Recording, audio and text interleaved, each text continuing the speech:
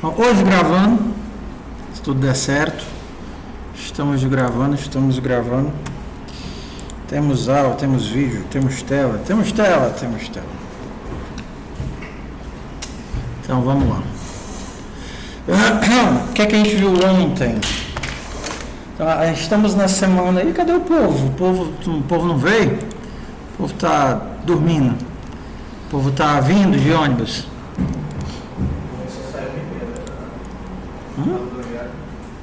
E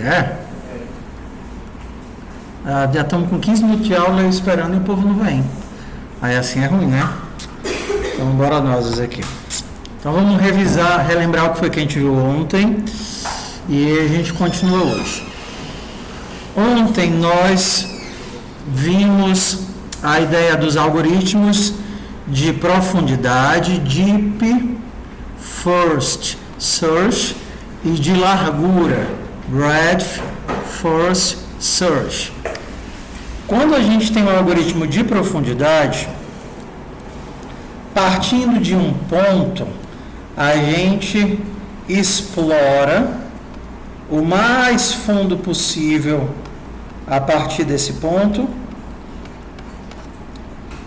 e depois nós voltamos. É a nossa ideia de fazer a recursão, vai na recursão, quando não tem mais para onde ir a gente volta, vai na recursão, quando não tem mais para onde ir a gente volta, vai na recursão, quando não tem mais para onde ir a gente volta, até fazer todos os caminhos. No algoritmo em largura, a nossa ideia é percorrer por nível. Primeiro a gente percorre o nível inicial, depois todos os que estão a um passo de distância do nível inicial, depois os que estão a 2 passos de distância do nível inicial e por aí vai. Então essa é a ideia de deep, ir lá no fundo e depois voltar, e do breadth, que é a ideia de eu andar no horizonte, né, e ir me aprofundando aos pouquinhos. Eu vou entrando fundo na minha chamada aos pouquinhos. Então, ontem nós vimos a base do algoritmo de busca em profundidade, que a gente caracterizou como queimada. Então, na nossa queimada, eu tenho blocos, né? Tenho grupos de elementos que estão próximos. E eu preciso de uma forma de encontrar todos os elementos desse grupo. Então, nesse caso aqui, eu tenho 5 grupos disjuntos. Esses elementos formam o primeiro grupo, esses elementos formam o segundo grupo, esses elementos formam o terceiro grupo, esses elementos formam o quarto grupo. Isso é uma representação 2D de um grafo. A diferença é que nesse grafo, nesse nosso grafo limitado, cada elemento pode ir para 4 outros elementos. Então essa é a nossa ideia de um grafo, mas o algoritmo de grafo funciona normal. A partir de cada ponto eu posso visitar 4 novos outros pontos. Então vamos lá. O que é o algoritmo, o que é o DFS? É o processo de chegar, de a partir de um ponto, conseguir fazer a expansão. E dentro dessa pergunta, nós podemos ter várias respostas. A primeira e o mais simples é expande, ou seja, a nossa queimada. Dado um elemento, chega em todos os outros. Ok. A partir dessa, nós temos muitas variações como dado um elemento, quantos nós existem, A partir desse elemento eu poderia perguntar quantas ilhas existem, ou seja, aqui eu tenho 4 ilhas. A partir desse daqui eu poderia perguntar, me dê o endereço das ilhas, a posição das ilhas, eu poderia pedir para ele me dar a maior ilha, Tudo isso é variação dentro da mesma ideia. Ué, se você quisesse saber quantos nós, foi o que a gente fez ontem, né? Parte de um ponto, sai expandindo e somando, até eu chegar na coleta dos resultados. Se eu quisesse saber quantas ilhas, eu começaria partindo aqui do primeiro, e eu faria o meu percorrimento assim, ó. Percorrer a matriz inteira. Percorrer a matriz inteira. Toda vez que eu pisar numa nova posição, eu pergunto: nessa posição tem alguma ilha? Se tiver, marque para mim. Aí ele vai fazer o quê? Vai marcar todo mundo. E ele vai me retornar que aqui tem quantos elementos nessa ilha? 1, 2, 3, 4, 5, 6. Ele vai me retornar que aqui tem 6 elementos. Na posição 0, 0, eu vou ter 6 elementos. 0, 0, eu vou ter 6 elementos. Na posição 0, 1, eu vou ter quantos elementos? Não. 0. Porque eu já marquei todo mundo quando eu pisei na 0, 0. Na hora que eu pisei na 0, 0, marquei todo mundo. Na hora que eu procurar na 0, 1 se tem alguma coisa não marcada, ele vai dizer que não achou nada. Na 0, 2, não achou nada. Na 0, 3, não achou nada. Quando ele pisar aqui na 0, 4, ele vai dizer que tem quantos? 5. Então na 0, 4, ele vai achar 5 elementos e vai marcar todo mundo. 1, 2, 3, 4, 5. Aqui ele não acha nada. Aí quando ele pisar aqui na 07, 08, sei lá, aí ele vai achar mais um monte. 08 vai achar mais 1, 2, 3, 4, 5, 6. Mais 6. E aí, todo esse resto de percorrimento, achou nada. Achou nada.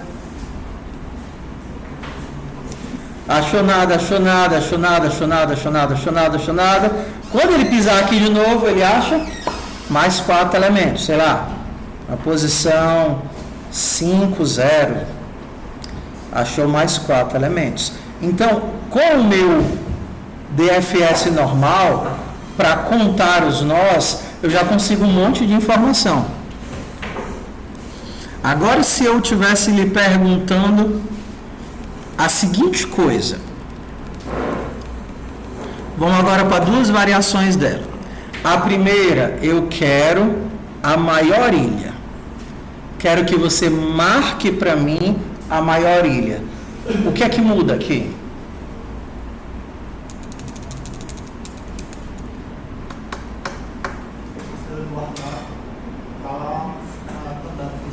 Perfeito. Eu preciso guardar primeiro. Se eu quero a maior ilha, eu vou ter que guardar onde é que está a ilha. Você está percorrendo, né? Então você vai ter que guardar essa ilha de alguma forma. Vai ter que armazenar essa informação de alguma forma. Você vai ter que guardar a ilha e vai ter que guardar o tamanho dela. Aí quando você tiver todas as ilhas, o que você vai ter que fazer? Tem que ver, eu tenho agora todas as ilhas. Qual é a maior das minhas ilhas? Aí quando você tiver a maior das ilhas, você vai ter a representação lá da ilha. Então aí agora a gente vai para outra questão. Como é que eu vou guardar as minhas ilhas? Então bora lá para o nosso código.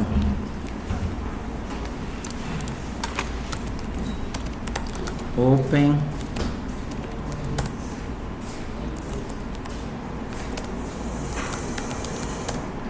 Vamos agora para cá. Queimada.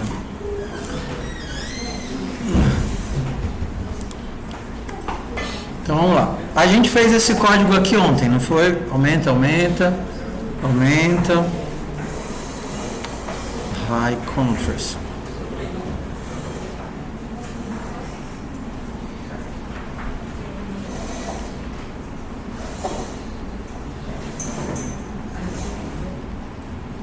Esse daqui é melhor. Esse daqui foi o código que a gente fez ontem, não foi? A gente tem uma posição, tem os vizinhos, temos uma forma como saber se a posição está dentro e temos uma forma de saber se a posição tem um determinado valor. O meu DFS padrão foi: se não for árvore, sai fora. Se for árvore, marca. Eu sei que eu estou na contagem. E aí eu pergunto para cada um dos meus vizinhos quantos eu estou marcando a partir dele. E no final eu retorno essa contagem. Acho que o último que eu fiz, a última atividade que a gente fez foi essa de varrer todas as posições. Toda vez que eu encontro alguém que me dá maior do que 0, eu incremento a quantidade de ilhas. Foi isso? Ontem foi isso ou não? Você estava aqui ontem, não estava? A gente parou nesse ponto ontem? Sim, não foi? Então, ok. Foi a mesma coisa que eu fiz na outra turma. Esse mesmo ponto ontem. Então, vamos lá. Primeira coisa. Vamos começar a trabalhar com a segunda possibilidade de marcação. A primeira possibilidade de marcação é eu alterar a estrutura original do meu grafo, do meu elemento a ser marcado. Só que se eu pedisse para você, ei, eu quero uma lista com as ilhas. Eu não quero só que você marque, eu quero que você me devolva a lista das ilhas. Das ilhas não, das posições onde tem árvore, das posições onde tem bloquinho. Quero que você me dê isso. Que aqui o que é que eu estou te devolvendo? Eu estou te devolvendo só a quantidade. Agora eu quero que você me dê a lista. Aí a gente vai ter que...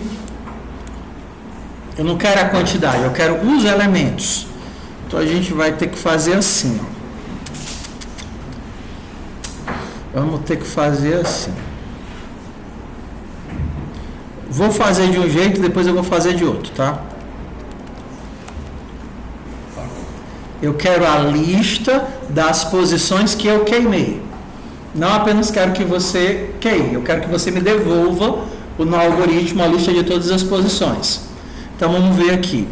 Se eu não sou árvore, quantos elementos queimaram? Nenhum, né? Então o que é que eu retorno aqui? Uma lista vazia. Ok? Beleza? Bora lá. Agora, eu sei que eu peguei fogo, então eu tenho que me adicionar na contagem. Os que queimaram. Os que queimaram é uma lista de posições onde tem eu, P, que acabei de tocar fogo. Agora eu vou perguntar para cada um dos meus vizinhos: quantos tocaram fogo a partir de você? E o que é que ele vai me devolver? A lista dos elementos que tocaram fogo a partir deles. Como é que eu junto isso na lista que eu acabei de montar? Aquele método aprende? Vamos lá, de novo. Bora lá que a gente vai progredindo. Você vai precisar de muita gasolina mental aqui na aula de hoje. Porque a gente vai de passinho em passinho até chegar nos algoritmos cabulosos daqui a 1h30, tá? Então, se você se perder, grite, porque a gente vai só para frente, tá? Então, se você se perder cedo, você peça ajuda cedo, porque aí eu desenho, faço simulação, entendeu? Não espere o tempo passar para ver se melhora, porque não vai melhorar. Ok? Então, qual é a ideia? Se você se perder no algoritmo, se ele não fizer mais sentido, você vai, professor, não entendi, desenha. Eu vou lá, vou no gráfico, desenho, faço uma simulação, porque a gente vai progredindo aqui na ideia. Tá? Então, vamos nós, do que a gente fez aqui, como é que está o nível de entendimento? De pelo menos contar os elementos. Contar foi? Os que não responderam é porque já se perderam na contagem?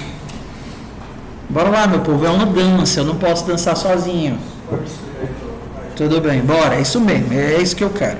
Então vamos lá, vamos explicar de novo a contagem. Então vamos aqui.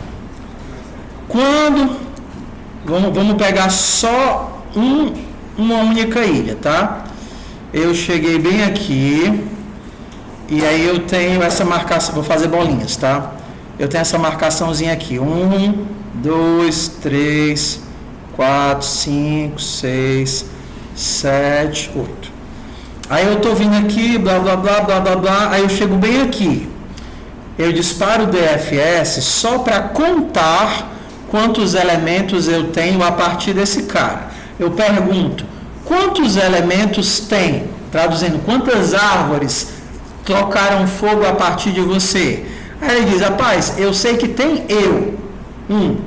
Peraí que tá ruim de escrever com essa cor. Eu sei que tem eu.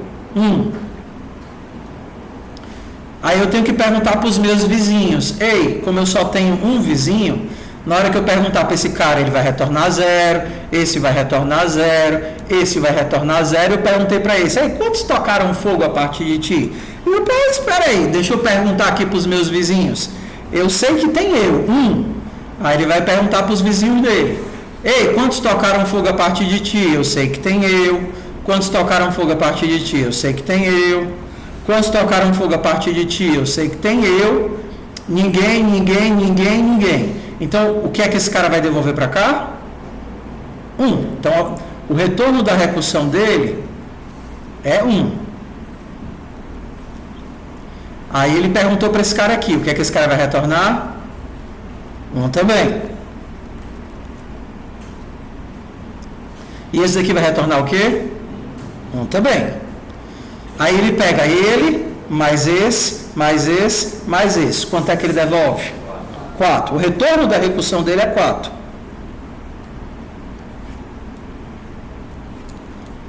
Aí esse cara diz, rapaz, esse vizinho retornou 0, esse 0, esse 0 e esse 4. Eu, 1 mais 4 dá 5. Então aqui ele vai retornar 5.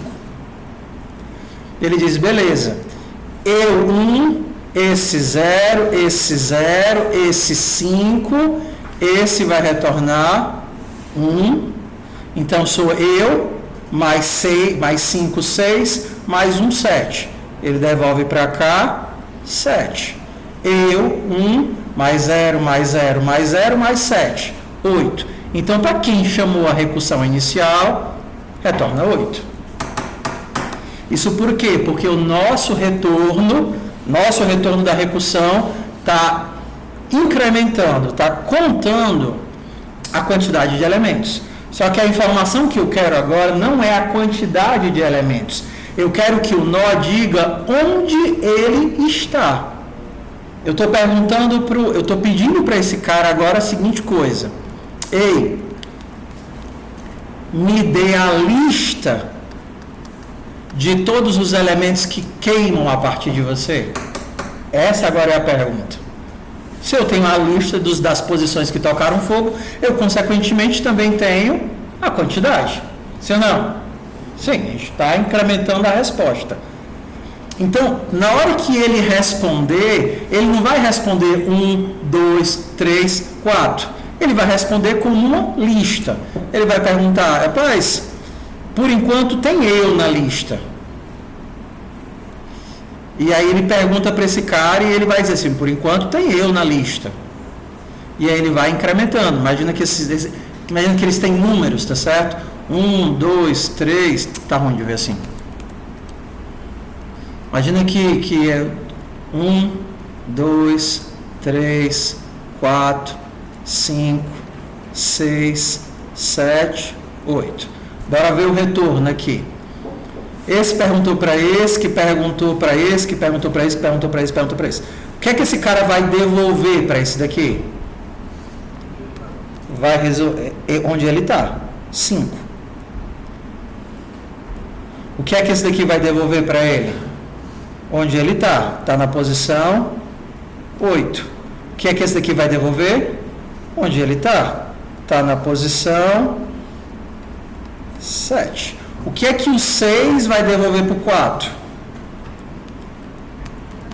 A posição dele, mais a posição dos vizinhos. Ei, esse cara diz que está no 5, esse cara aqui diz que está no 8, esse cara aqui diz que está no 7.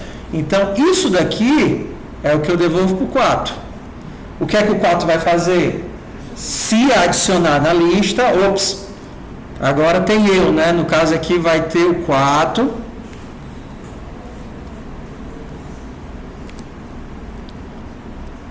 E devolver essa informação. O que é que o 2 vai fazer?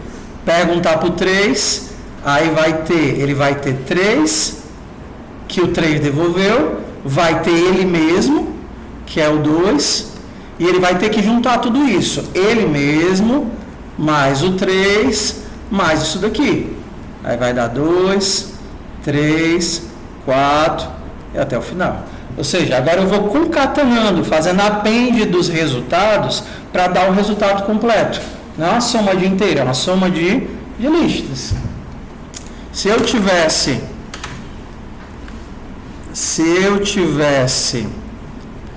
em Python,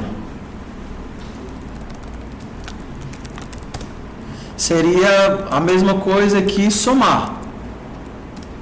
B seria 7, 8. Se eu somasse A com B, estaria fazendo um concatenamento de lista. Okay? O que a gente vai ter é que transpor isso, no caso, para o Go. Como é que eu consigo concatenar a lista no Go? Isso daqui é a minha lista dos elementos que queimaram. Atualmente só tem eu. Se quisesse fazer em 2 etapas, burn seria append burn de eu sou o P. O que é que eu tenho que fazer agora? Pegar essa lista e somar com outra lista. Como é que soma uma lista com outra? Só botar os 3 pontinhos aqui. Então, quando você bota os 3 pontinhos, você está dizendo que esse elemento que você está dando append, ele é uma outra lista. É equivalente a fazer aquele maisinho do Python. Então, estou somando uma lista com a outra e gerando isso daqui. E no final eu teria a concatenação de todos os resultados. A diferença é que antes eu só somava um inteiro com outro, me dava um resultado só. Agora eu estou somando a lista que um deles me dá com a lista que outro deles me dá e montando o resultado compartilhado. Bora testar? Vou disparar só para o primeiro. Aqui a saída vai ser igual a DFS de matriz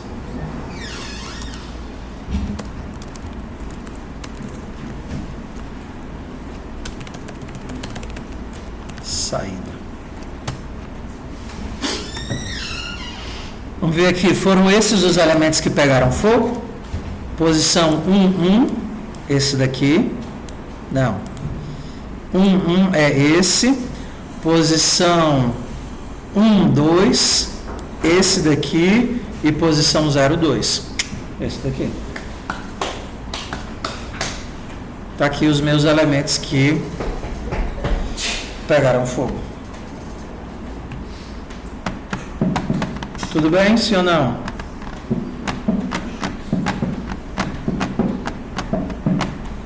Bora lá. Vamos lá.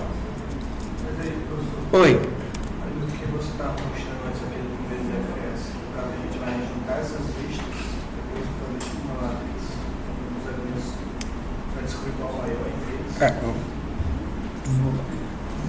A gente, pelo menos, por exemplo, aqui vocês sabem que, dado o que foi que eu fiz aqui, eu evoluí um pouquinho a informação que eu tinha. Antes, a informação que o algoritmo me dava era quantos tinham pegado fogo. Agora, eu sei, além disso, quais deles pegaram fogo. Tudo bem? Ok? Quais deles pegaram fogo. O que é a parte ruim dessa implementação? A parte ruim dessa implementação é que ela é extremamente ineficiente.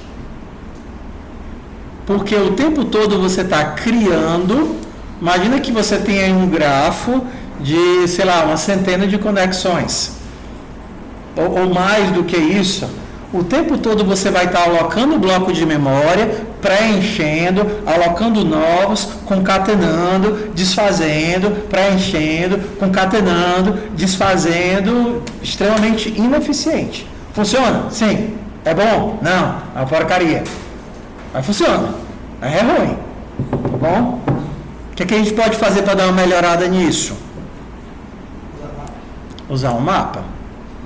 Porque vocês percebem que eu tenho uma informação, ó aqui, ó. Eu tenho uma informação onde eu estou o tempo todo adicionando novos elementos, esses elementos não se repetem, e a única coisa que eu quero fazer é adicionar elementos dentro dessa estrutura. Não é assim? Ou seja, isso é perfeitamente um mapa. Eu quero adicionar elementos dentro da nova estrutura. E como cada posição é única, nem sequer vai dar conflito. Eu também tenho o problema de que se eu quisesse pesquisar se um determinado elemento... Olha aqui, ó. Se eu quisesse pesquisar se um determinado elemento foi queimado ou não foi queimado, o que é que eu teria que fazer? Percorrer o vetor todinho, O de N, que também é ruim. Se eu coloco isso dentro do mapa, primeiro a minha inserção ela é eficiente, só jogo o elemento dentro do mapa. Não tenho problema de ficar alocando e realocando blocos de dados, porque o mapa ele trabalha de forma contínua, e a minha busca também é eficiente. Então, como é que a gente vai fazer para se livrar desse carinha aqui? A gente vai tirar esse cara daqui. Vamos lá. Primeiro você tem que entender que isso daqui é uma possibilidade. Ok? É uma possibilidade, funciona. Só que a gente vai mudar isso daqui. Não faz sentido nós pegarmos esse cara e colocarmos como um mapa, bem aqui, ó. Um mapa de posição para booleano. Porque não faz sentido eu ficar criando objetos mapa o tempo todo. O que eu quero é criar um mapa e só colocar os elementos dentro desse mapa. Ou seja, o meu objeto ele não muda. O que vai mudar são os valores que ele guarda. Faz sentido ou não? Sim. Então, a gente vai tirar esse cara daqui e colocar ele para dentro do algoritmo. Um mapa de posição booleano.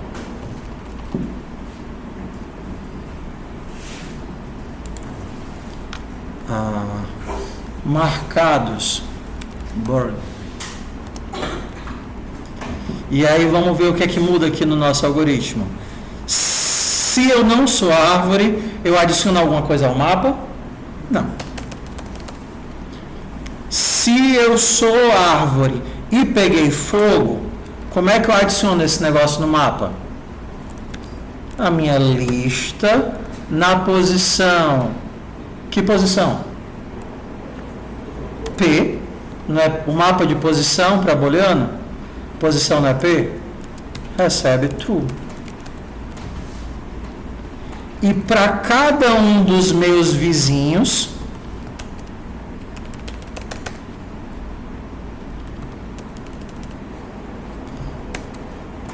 eu chamo bird.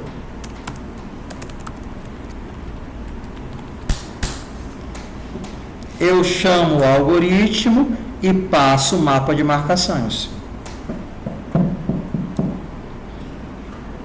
Bora lá. Eu não preciso mais fazer o processo de pegar o que o meu vizinho me dá e ir montando o resultado de saída. Por quê? Porque eu estou dando para ele a marcação e ele mesmo se adiciona. Na hora que ele faz isso, ele diz, opa, eu faço parte da solução. Então, se a gente voltar para cá, a gente teria a seguinte coisa. Eu tenho um objeto compartilhado. Eu tenho um mapa compartilhado entre todos eles. E aí eu disparo o algoritmo. Aí ele diz, opa, eu peguei fogo. Ele se adiciona no mapa. Ei, filho, tu tenta aí pegar fogo. Não. Aí chega nele, ele diz, opa, eu peguei fogo, eu me adiciono no mapa.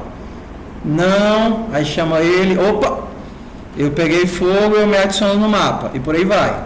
Eu peguei fogo, eu me adiciono no mapa. Eu peguei fogo, eu me adiciono no mapa. E por aí vai. 5, 6, 7, 8. E aí, quando o algoritmo retorna, eu tenho que o objeto que foi compartilhado entre todos eles foi preenchido. E aí eu tenho o resultado. Bora ver. Então, isso daqui que a gente chama daqueles que queimaram, a gente poderia, o termo normalmente utilizado é visitados. Professor, Oi. eu não entendi por que ele é um booleano. Porque eu não tenho conjuntos em Go. Aqui eu simplesmente estou colocando true, mas a única coisa que precisaria era simplesmente adicionar ou não adicionar, era existir ou não existir. Se eu tivesse o tipo conjuntos, seria um conjunto de posições. Entendeu? Esse true aqui é completamente inútil. Tanto que a recomendação canônica é eu dizer, rapaz, isso daqui é vazio. É assim mesmo como é? Isso aqui. Vazio. Ah, tá. É assim. A informação. Eu não lembro como é que cria um campo vazio. Map. Tá. A informação ela não é relevante. Struct. Tá. Só que eu acho muito feio isso daqui. Você não acha feio, não? É muito feio. É muito mais bonitinho o modo, o tipo conjunto que tem em quase toda a linguagem. Mas assim, o conteúdo não é relevante. A única coisa relevante é se a informação está como chave ou não está como chave. Então o do é inútil mesmo. A única coisa que importa é se ele está como chave ou não. Vamos criar aqui, ó. Visitados são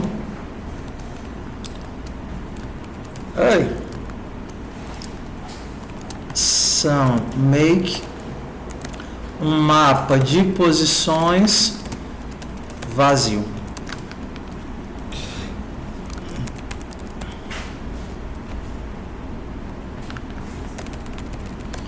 E aí no final eu vejo quem é que foi visitado.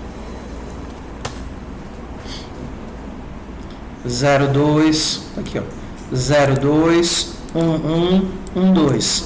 Oi. Eu entendi na implementação, você pode falar um pouco mais devagar? Tá, vamos lá. O que é que a gente tinha e por que é que nós mudamos? Vamos voltar para a origem. Antes a gente tinha o algoritmo. O nosso algoritmo fazia o percorrimento. Eu ia para um lado, ia para o outro, ia para um lado, ia para o outro e por aí vai. E eu coletava o resultado desse percorrimento através do retorno. Então esse cara retornava a posição dele, esse retornava a posição dele, esse retornava a posição dele, papapá, e retornava. Isso era ineficiente porque eu precisava ficar o tempo todo copiando e montando blocos de dados que eram descartáveis. Qual foi a ideia? Ao invés de eu montar a informação através do retorno, eu vou criar um objeto que vai ser compartilhado por todos os nós, e os nós podem diretamente escrever dentro desse objeto. Em Go a gente tinha duas opções. Ou a gente usava um slice, ou a gente utilizava um map. Tá? Ou a gente utilizava um slice ou a gente utilizava um map. A nossa opção por utilizar um map foi porque nós queremos que os elementos sejam inseridos e seja fácil, por exemplo, de eu saber se o elemento existe ou não existe. A chave é a própria posição do elemento, porque a posição dele é única.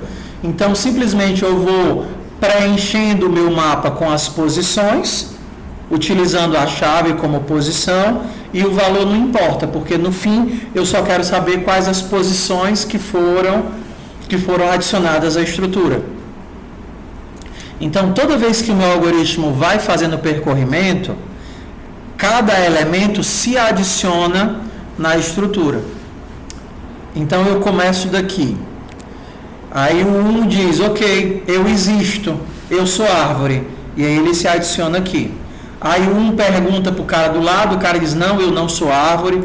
Pergunta para o cara de cima, o cara de cima diz, não, eu não sou árvore. O cara de baixo diz, não, eu não sou árvore.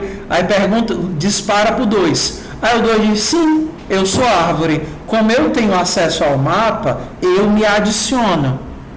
Me adicionar é essa construção aqui. Eu coloquei como booleano só para ficar menos feio. Mas a informação que ele guarda não é relevante. A única coisa relevante é se ele está inserido ou não está inserido como chave dentro do mapa. Entendeu? Se eu tivesse, por exemplo, em Python ou C++, a gente teria uma estrutura chamada set. E aí eu teria uma ação que seria visitado.addp, ou seja, estou adicionando essa chave dentro do meu conjunto. O que a chave vincula não é relevante. O conjunto e o mapa, eles são, em implementação, a mesma coisa. Internamente eles são a mesma coisa. A diferença é que o conjunto só tem a chave e o mapa tem pendurado na chave um valor qualquer. Mas em termos de implementação, eles são exatamente a mesma estrutura. Como em Go a gente não tem conjuntos, a forma canônica de fazer é um mapa vazio. Para não ficar tão feio, eu estou dizendo assim, ei, sim, eu visitei esse local, mesmo que tudo que existe lá é porque foi visitado. Então, isso daqui significa me adiciono no mapa. Então, quando eu chego aqui no 2, o 2 pega e diz, sim, eu existo. Aí ele se adiciona no mapa. Aí ele vai chamar para o cara de cima, o cara diz, não, eu não existo. Aí chama para o cara de baixo, o cara de baixo diz, estou bem aqui. Sim, eu existo. Aí eu me adiciono como chave no mapa. Não, eu não existo. Não, eu não existo. Aí chama para o cara de baixo. Sim, eu me adiciono no mapa. Aí ele chama para o cara da esquerda.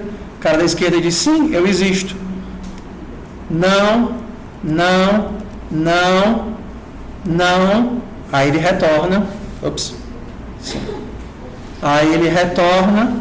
E aí ele vai chamar para o de baixo. E aí por aí vai. O que é que eu tenho? Que no final do algoritmo, o meu mapa foi preenchido e as chaves são as posições visitadas. As chaves são as posições visitadas. Ok?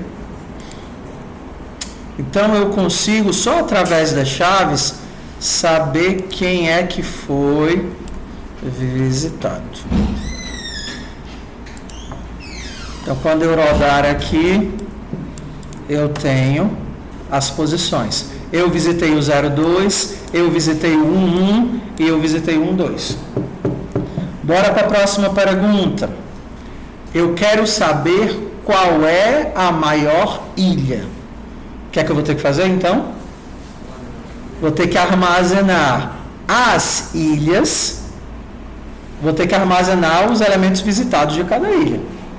Toda vez que eu achar uma ilha, ops, achei uma nova ilha. Achei uma nova ilha. Então, no final, eu vou ter uma lista de ilhas e aí eu vou ter que saber percorrer todas elas e saber qual é a maior. Quando eu tiver a maior, eu tenho as posições. Tendo as posições, eu consigo marcar.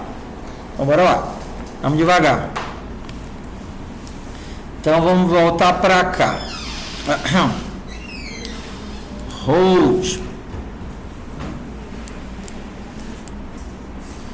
Vamos voltar para cá. Então vamos imaginar aqui. Meu algoritmo começa aqui do 0. Aqui desse local. Aí de cara, ele já acha uma ilhazinha bem aqui. Ele roda o algoritmo. O algoritmo vai marcar todo mundo e vai me retornar a posição dessas ilhas.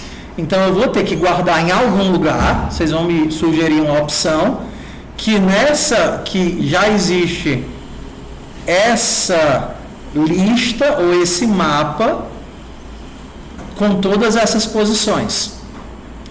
Aí aqui eu não achei ninguém, que já estava marcado, não achei ninguém, ops, achei alguém. Me deu a lista com todas as posições. Guardei a lista aqui com todas as posições. Aí ele marcou todo mundo. Aí eu não achei ninguém novo. Aí cheguei bem aqui. Me deu a lista com todas as posições. E aí eu vou nisso até percorrer a estrutura toda. Quando eu percorrer todo mundo, eu vou ter quatro mapas. Agora eu vou ter que fazer uma busca de mínimo ou máximo, se eu quiser achar a maior ilha, né? Vou ter que sair perguntando, você, quem é maior? Quando eu tiver a maior, aí eu sei qual é a maior ilha. Ué, como é que a gente guarda esse negócio aqui? Que marmota é essa daqui? É um vetor de posições? É um vetor de mapas? É o que esse negócio aqui? Cada mapa ele tem a posição que ele começa, certo? A posição que ele começa é relevante? Não. Um vetor de mapas? Eu preciso de um mapa de mapas? Para buscar o mínimo, eu vou ter que percorrer todo mundo?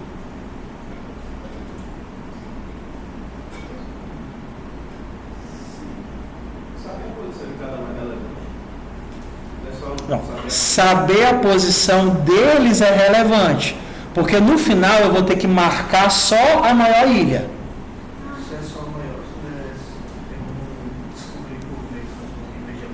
Será que eu preciso armazenar mesmo todo mundo?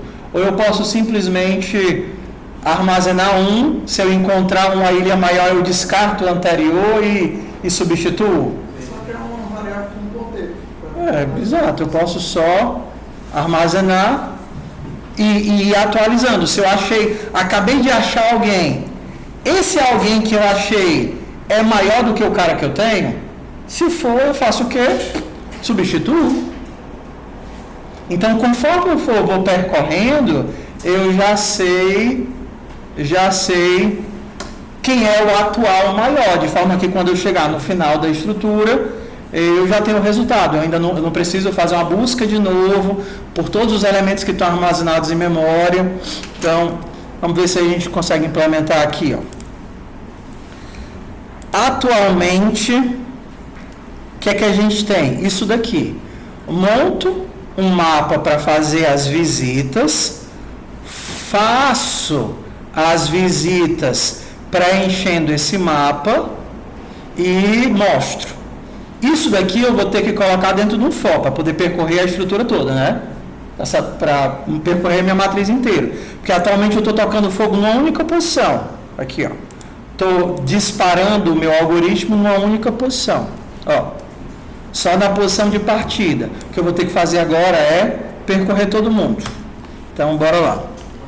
Percorrer todo mundo para cada linha em range de NL, para cada coluna em range de NC. Montei isso daqui e mandei visitar L e C. Ok, eu tenho que guardar o melhor. Quem poderá nos ajudar? Velho amigo ponteiro, né? A gente começa apontando para nulo porque não encontramos nada. Então, o nosso melhor, vou botar a descrição inteira. O nosso melhor é um mapa de posição booleano. Eu quero armazenar isso daqui. Só que eu não quero copiar o elemento. Eu quero apontar para um elemento. Ponteiro. E ele começa apontando para nulo.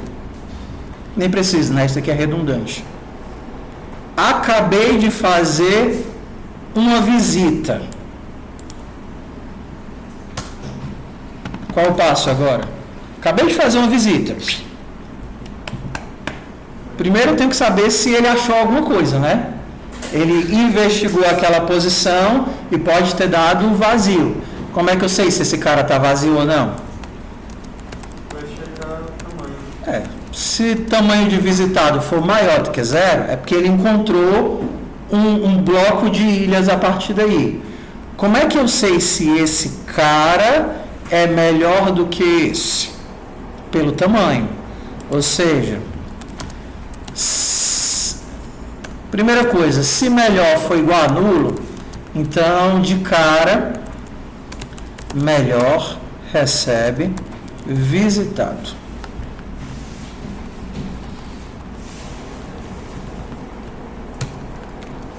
Visitado. Se não é o primeiro, então eu vou ter que testar.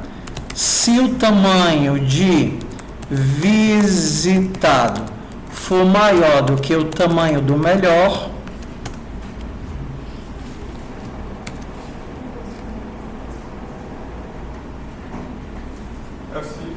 é o CIF, valeu.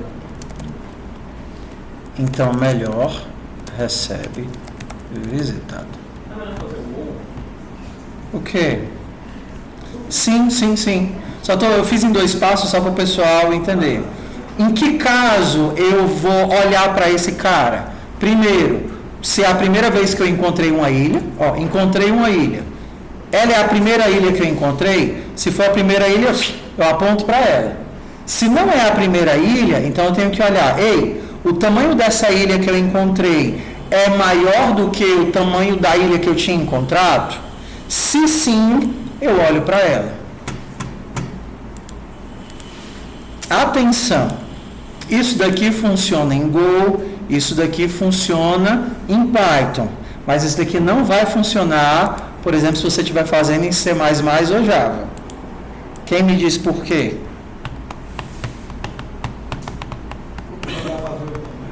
Não.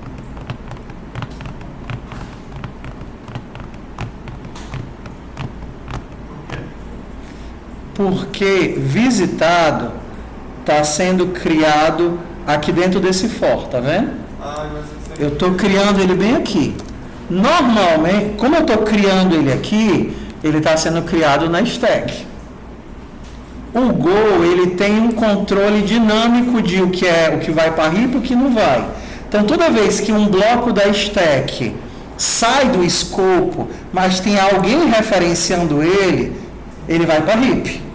Só que no normal, se eu tivesse aqui em C++ ou Java, esse bloco que eu criei aqui dentro e que eu estou referenciando pelo ponteiro, na hora que eu sair do for, o que acontece com o bloco, é devolvido, vaza, é desalocado. E o teu ponteiro vai ficar olhando para um bloco que não existe mais. Tudo bem? Por que eu digo que em Go e em Python isso funciona? Porque, número 1, Go tem gerenciamento dinâmico de o que é que vai para a stack e o que é que vai para o heap. Então, na hora que ele vê, tem um bloco de memória que está sendo referenciado fora do tempo de vida dele, ele diz, essa informação aqui tem que estar na heap. Então, ele mantém a informação viva para você. Por que funciona em Python? Porque em Python não existe variável de escopo. As variáveis são de função.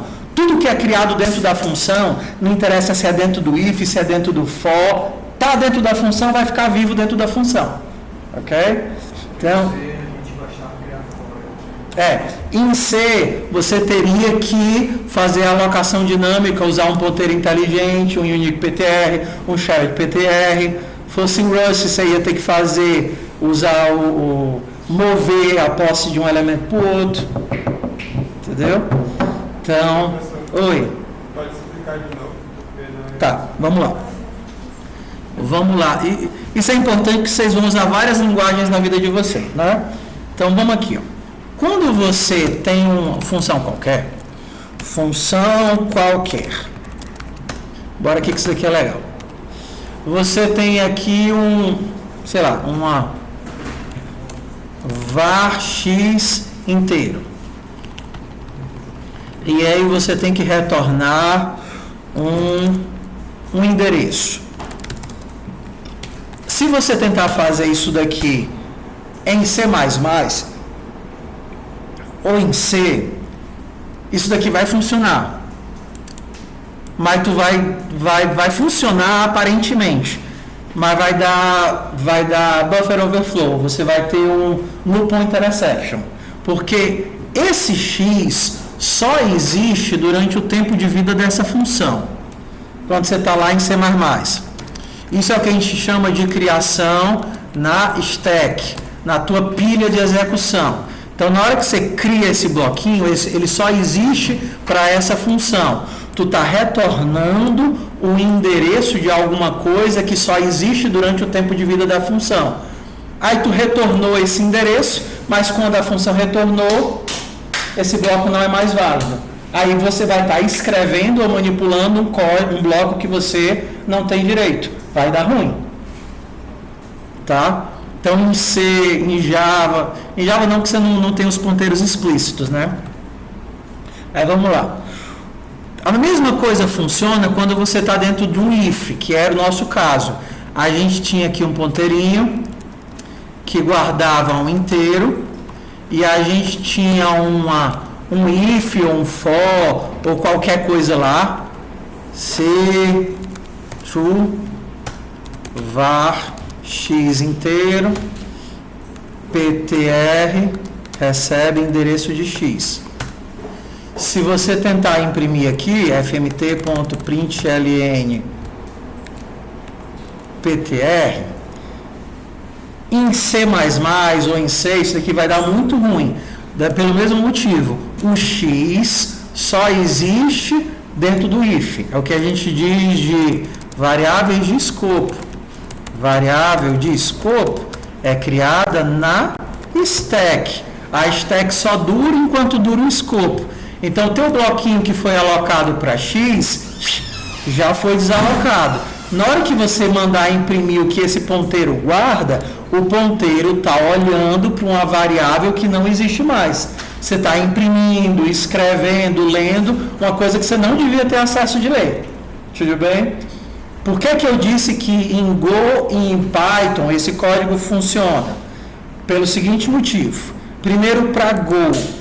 Em Go, ele tem um cálculo chamado gerenciamento de escape. O que é que ele faz? Ele pensa, essa variável é na stack. Ops, mas tem alguém olhando para ela de fora do bloco. Então, se alguém está olhando para ela de fora do escopo, esse cara eu vou criar na heap. Ou seja, eu vou manter esse bloco vivo para fora do tempo de vida do bloco. Então, o X vai continuar existindo. O Go faz isso na hora da compilação. Ele verifica, tem chance de alguém continuar olhando para esse cara depois que termina o escopo? Sim. Então, esse cara eu não vou criar na stack, eu vou criar na heap. Heap é assim, quando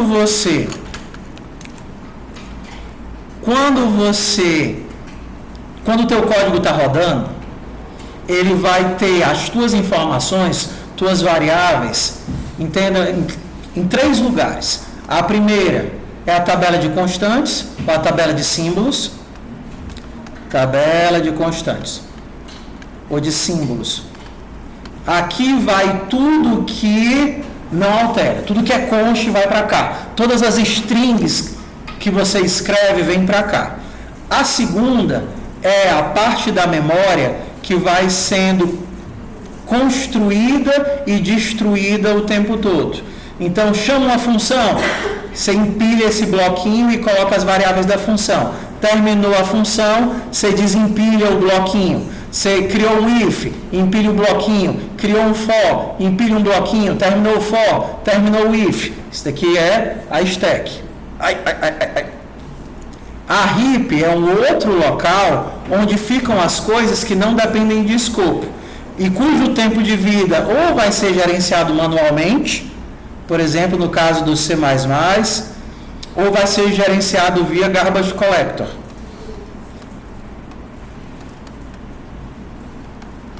Essas coisas ficam na heap, ou seja, o tempo de existência delas não depende de escopo, de entrar e sair de escopo. Depende de o quanto tempo elas precisam existir.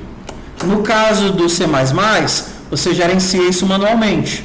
No caso do Go, do Python, do Java, tudo tem um gerenciador do Garbage Collector que isso por você. No caso, por exemplo, do Rust, isso é gerenciado pela própria linguagem através do conceito de posse e empréstimo. Na hora que algo não precisa mais existir, automaticamente ela é removida. Então, isso daqui é a heap. São as coisas cujo tempo de vida não está ligado ao escopo de entrada e saída de dados. Tudo bem? Talvez, vocês fazem leap. Estamos fazendo agora. Vocês não veem essas coisas em leap, não? Tá certo. Legal. Professor, Oi. pode voltar no seu exemplo de código, então? Tá.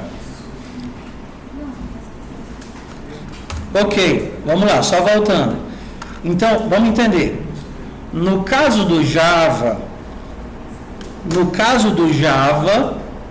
como é que funciona? No Java, você não tem sintaxe de ponteiro. No caso do... Quem já viu Java aqui? Quase todo mundo, né? Era para todo mundo ter visto já. Lá no caso do Java, é assim. Toda vez que você dá um new a alguma coisa, você está jogando esse negócio na heap. Deu new, vai para heap. E o garbage collector que se vira. Toda vez que você cria meu Deus, faltou o nome agora. Inteiro, float, double, booleano, toda vez que um tipo primitivo, toda vez que você cria um tipo primitivo, ele vai para stack. É assim que funciona. No caso lá e por aí vai. Por que o conceito é importante? Porque toda vez que vocês aprenderem uma linguagem nova, a forma como ela gerencia a memória, muda tudo. Assim, né? Muda mais ou menos. E é importante vocês entenderem o fundamento para vocês entenderem o que é que está acontecendo. Por que eu disse que aquele bloco de memória funcionava, por exemplo, no Python? Porque no Python não existe variável de escopo. O X é uma variável de método. Então, tudo que foi criado dentro do método, não interessa se é dentro de um if ou dentro de um for, mesmo que eu saia do if ou saia do for, ele continua existindo. Entendeu? Então, quando a gente volta para cá, na hora que eu criei esse cara bem aqui e olhei com o meu ponteirinho, ele vai continuar existindo o bloco. Tá? Professor, Oi. no caso, você deu exemplo do Java. Nesse visit ali, seria uma criação de um mapa no Java também como new? Tudo aqui seria new no Java. Esse cara seria só um ponteiro, sem criar o new, e aí ele começa com nulo. E todos esses daqui de dentro são new. Aí no final eu vou ter um monte de objetos que não foram utilizados e vão para a heap, e um único vai continuar vivo. No final o garbage collector se livra de todo mundo. Então, como é que o senhor disse que não funcionaria no Java? Nesse exemplo específico. É verdade. É porque eu estava pensando em blocos estáticos, só que não existem blocos estáticos. Tudo é dinâmico. É verdade, tudo é dinâmico. Tudo é new, é verdade. É verdade, tudo é new. Não tem como eu criar uma variável interna estática, não tem. Estava pensando em C++, não tem. C++ eu teria que gerenciar. Então no Java também ia dar certo, porque tudo isso daqui ia ser um new hash map. Então tudo isso daqui foi para heap e esse cara aqui vai ser só o hash map que vai referenciar o carinha. Certinho, verdade. Então vamos ver aqui se esse negócio deu certo. No final eu imprimi o melhor. Tá faltando o return. Cadê o return? Onde? Isso daqui é inútil. O melhor é o que tem 3 elementos. O melhor é o que tem esse montão de elementos. Tá aqui o melhor. Se eu pedisse o menor, só para a gente testar, a única coisa que mudava seria isso daqui, né? Se ele for menor do que o atual. Aqui, ó. Sempre o menorzinho. Legal? Legal. Bora para a próxima ideia. Vocês estão vendo que o tempo todo eu estou alterando a estrutura original, sim ou não? Ok? Por que eu preciso alterar a estrutura original? Porque os seguintes dependem dela. Porque se eu não alterar o original, eu não vou saber se eu já passei por aquele cara e eu vou cair num loop infinito. Eu preciso de alguma forma saber se eu passei por aquele cara ou não.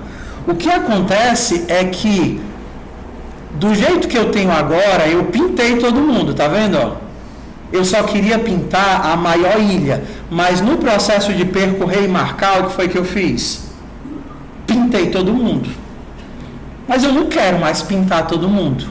Eu preciso de alguma solução para saber se eu já andei naquele cara ou não andei naquele cara sem alterar a estrutura original. Beleza? E aí a gente vai fazer uma outra adição no nosso código. Para que serve esse visitado aqui? Lembra para mim? Isso daqui serve para quê?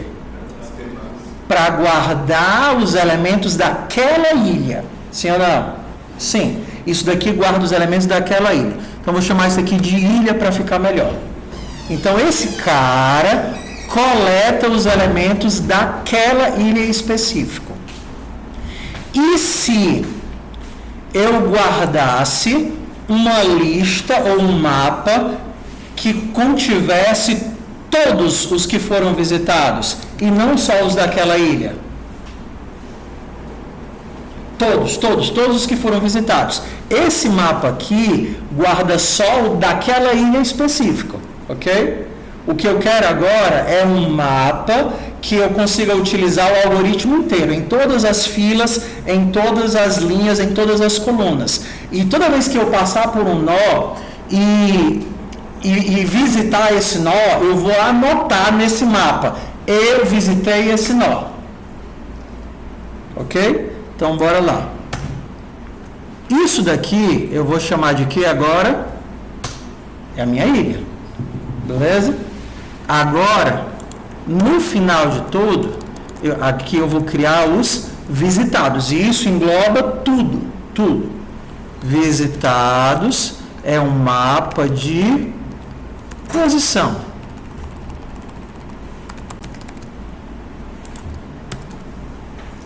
Visitados é um mapa de posição.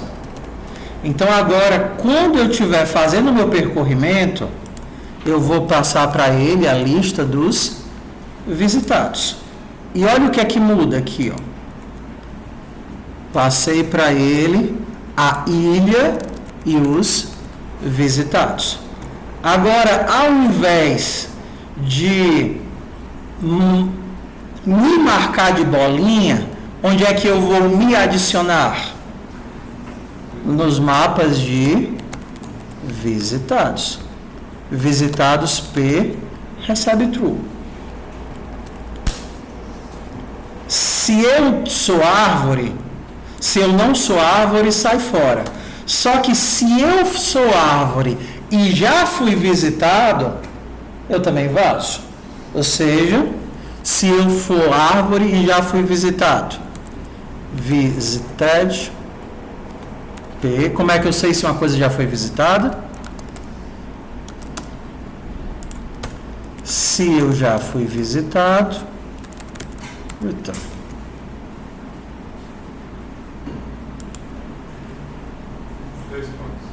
Dois pontos. Estou perguntando, ei, esse cara já foi visitado? Se ele já foi visitado, aqui vai retornar true, ou seja, se essa chave existe, e aí eu posso dar aqui, se eu já fui visitado, volte. Como eu estou colocando um booleano, toda vez que eu acesso um mapa, ele retorna o valor default. O que é que ele vai retornar se essa chave não existir? Falso. Então eu poderia fazer só pegando o primeiro valor. Se eu já fui visitado, retorna. Por quê? Porque aqui ele vai ter falso se essa chave não existir. Se esse cara já foi visitado, ele vai retornar true, porque é o valor que eu armazenei. E aí, se ele já foi visitado, ele retorna. Se não, marca como visitado, adiciona na ilha, e aí eu tenho aqui. Vamos lá, lembrando, o que foi que eu fiz aqui? Eu precisava de alguma forma de rodar o algoritmo inteiro, sem alterar a estrutura original, bota nas bolinhas. E eu fiz isso criando uma estrutura onde toda vez que eu visito um nó, ao invés de colocar a bolinha nele, eu adiciono esse elemento aqui. Ok, achei uma árvore, nunca visitei essa árvore, adicionei ela aqui. Cheguei numa nova árvore, opa, eu já adicionei ela aqui. Então, sai fora para evitar eu ficar em loop infinito. O que é que teve de modificação do algoritmo que a gente tinha para esse? Na hora que eu rodar, eu ainda tenho os mesmos resultados, mas entenda, nenhuma árvore foi queimada. A gente tem que as árvores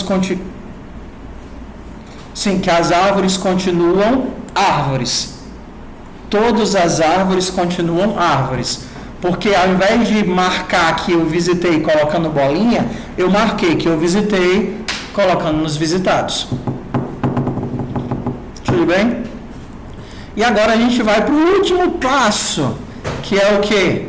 No final, o melhor contém a maior ilha, sim ou não? No caso aqui a menor ilha ou a maior ilha. O melhor contém a maior ilha. Então o que é que eu vou fazer agora? Marcar ela. Eu tenho as posições da maior ilha?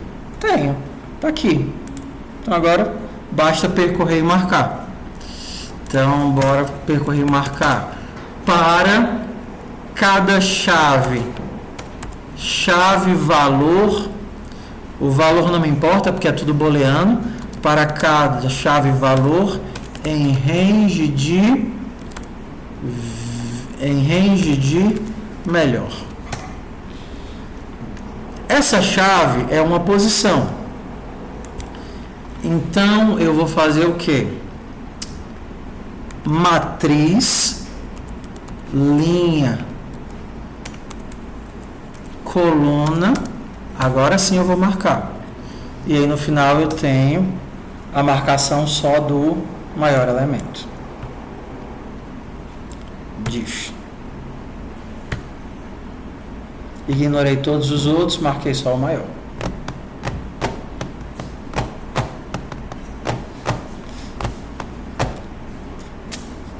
Estou vendo que eu vou precisar de mais de 2 aulas para dar esse conteúdo. Eu nem entrei em busca em largura e substituição por pilha e fila. É porque é difícil mesmo, né? Sim ou não? É difícil, mas é útil. Tanto que eu digo que a parte mais interessante da disciplina são esses problemas. Beleza? Então, vamos recapitular o que foi que a gente fez. Vamos aqui, passo a passo. Número 1, nosso primeiro algoritmo foi o quê? Dado uma lista de nós, nosso primeiro algoritmo tentava, dado uma posição qualquer, marcar todo mundo que estava associado a essa posição. Isso daqui a gente chamou de queimada. O que é que a queimada fazia? Disparava para todos os vizinhos, se ele fosse árvore, alterando para bolinha. Esse foi o passo 1. Passo 2. A gente queria não apenas que ele queimasse, mas saber quantos elementos tinham queimado. Então a gente alterou o retorno da queimada para ele retornar um inteiro. Esse inteiro me dizia quantos nós tinham queimado a partir daquela invocação. Então, se eu era árvore, eu retornava que sim, eu queimei mais o resultado da recursão dos meus vizinhos. E aí, quando eu fazia retorno, eu chegava aqui no valor total de 6 elementos. Passo 3. Se eu quisesse saber as posições dos elementos, então não adicionava, não me adiantava retornar só o valor. Eu tinha que retornar a posição do elemento. E a primeira vez que a gente fez isso foi retornando e concatenando via lista. Eu retornava a minha posição, ele concatenava com a posição dele, que concatenava com a posição dele, que ia concatenando, até eu chegar no elemento original com todas as posições preenchidas. Aí a gente viu que isso daqui não era eficiente.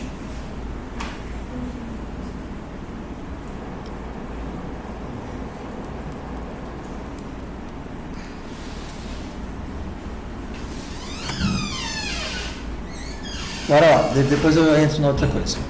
E aí a gente substituiu esse vetor por um mapa. Um mapa compartilhado entre todos os elementos, que a gente chamou de mapa de ilha. E aí toda vez que eu ia percorrendo, o próprio elemento ia se adicionando no mapa. Eu existo.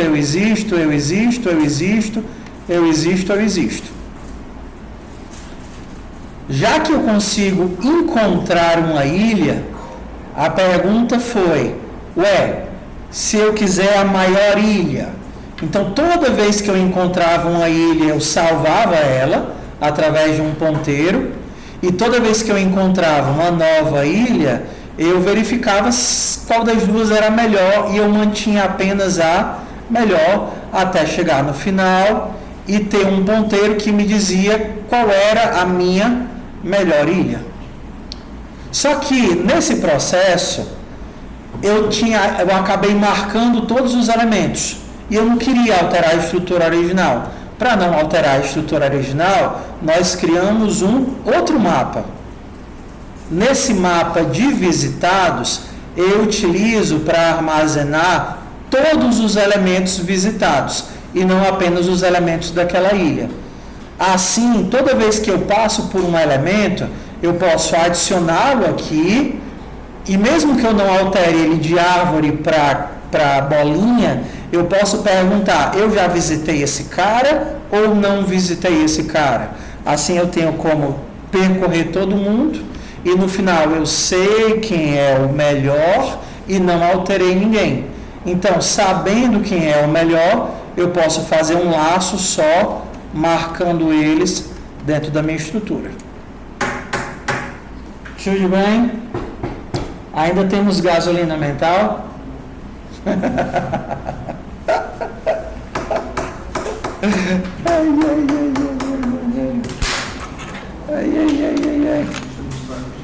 Hã?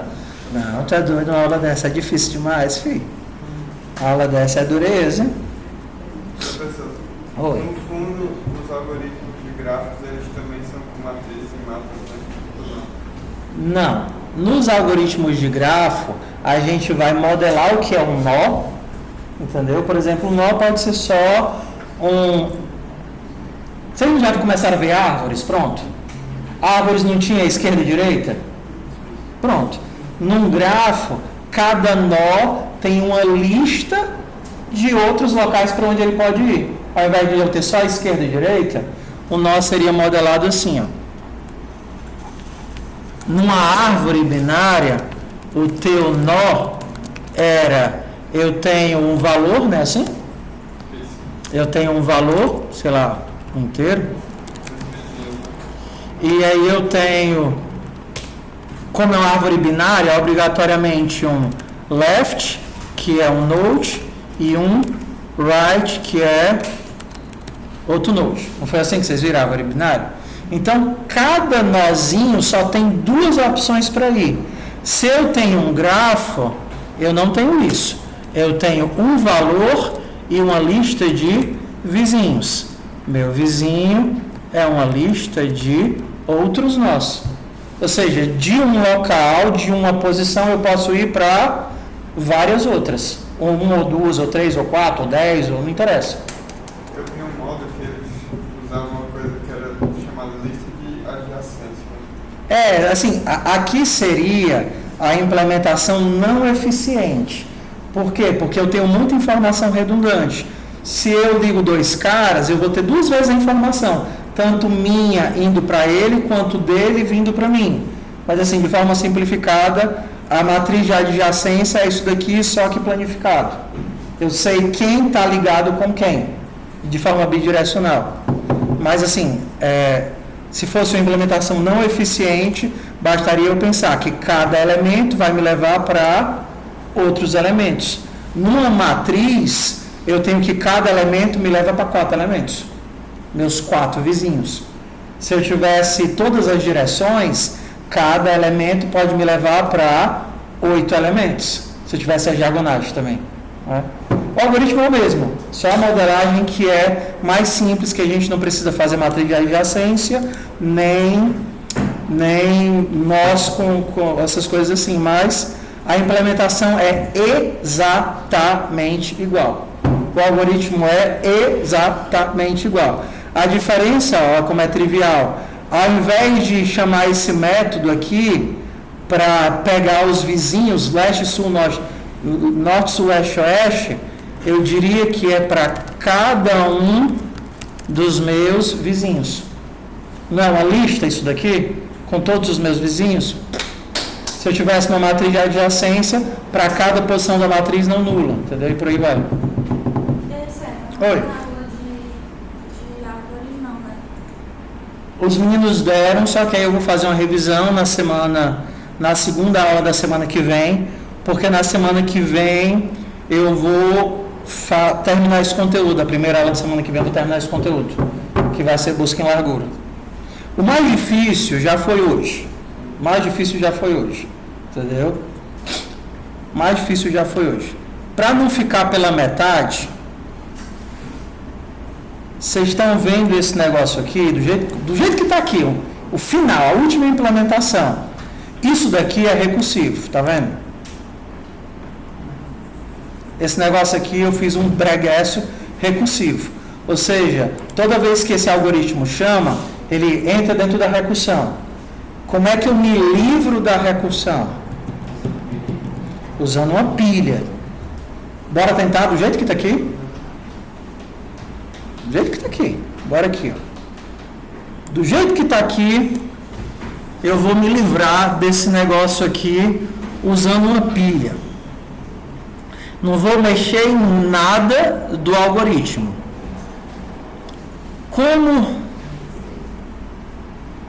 O que que esse código faz? Calma aí. Hã? Por que ele pudesse livrar? Bora lá. A primeira parte do conteúdo são os algoritmos. Beleza, você tem os algoritmos. A segunda parte do conteúdo às vezes você não quer recursão. Por quê? Porque a recursão é ineficiente em alguns casos. Tá certo? Todo algoritmo recursivo pode ser substituído por um algoritmo de pilha. E o que a gente ia tentar fazer é se livrar da recursão criando uma pilha aqui dentro. Vamos lá. Esse algoritmo é chamado bem aqui, tá vendo? E aí o que é que ele faz? Ele, para cada nó, chama ele mesmo toda vez que eu entro no novo nó. Entrei no novo nó, chamei ele mesmo. Entrei no novo nó, chamei ele mesmo. Entrei no novo nó, chamei ele mesmo. Acho melhor eu voltar para a queimada, para o original, para fazer do que fazer aqui. Vai ficar mais limpo, talvez. Então, vamos lá. Deixa eu dar um Ctrl Z aqui bem grandão. Volta. Eu quero a queimada. Pronto. Aqui tá a queimada original. Ok? Tá vendo aqui? Cada um dos meus vizinhos.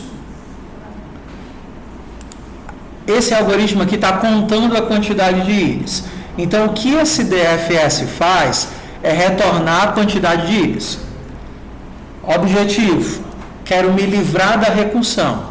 A pergunta dele é: quantas ilhas eu tenho a partir dessa posição? Essa é a pergunta. Quantas ilhas? Quantos nós, né? Quantas árvores eu tenho nessa ilha? Ele está chamando ele mesmo recursivamente. Está vendo aqui? Ok.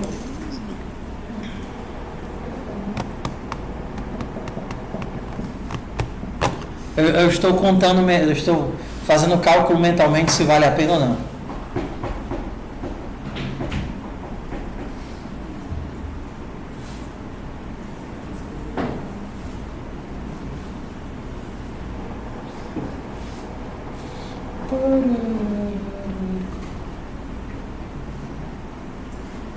E não adianta de nada se eu explicar e ninguém entender mais porque não tem mais gasolina para acompanhar. Melhor deixar para semana que vem. É só perda de tempo. É só perda de tempo. Aí a gente tem 15 minutos, vai. Vou deixar para semana que vem, então. Pode ser mais sensato, né? Mais sensato. Ok. Então bora parar a gravação.